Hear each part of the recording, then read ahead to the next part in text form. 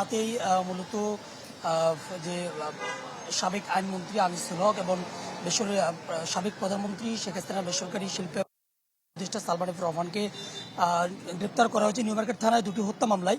এবং সেই দুটি মামলা সম্পর্কে যদি আমরা বলি, আমরা যতটুকু জানতে পেরেছি যে গত 16 জুলাই ঢাকা কলেজের সামনে যে দুজনকে গুলি করে হত্যা করা হয়েছে, সবুজ আলী এবং একজন হকার, এই দুজনকে হত্যা করার যে দুটি হত্যা মামলা হয়েছে, সেই দুই হত্যা মামলায় মূলত তাদেরকে গ্রেপ্তার করা হয়েছে গতকাল রাতে। এবং এই মুহূর্তে তারা ডিবি কার্যালয়ে রয়েছেন। তাদেরকে ঠিক আজ দুপুরের পরই যদি চাও টেস্ট স্বাদ হট টমেটো সস বেস্ট।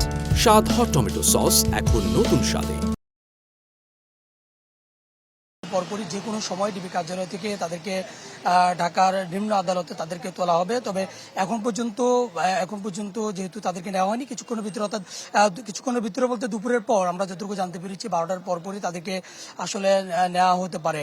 এবং বলা চলে যে আইনমন্ত্রী বর্তমান যিনি সাবেক যে আইনমন্ত্রী ছিলেন আনিসুল হক, তিনিই ছিলেন বাংলাদেশের সবচেয়ে বেশি আইন মন্ত্রণালয়ের দায়িত্বে তিনি ছিলেন এবং প্রভাবশালী একজন ব্যবসায়ী ছিলেন সালমান এফ রহমান। তাদেরকে গ্রেপ্তার করা হয়েছে।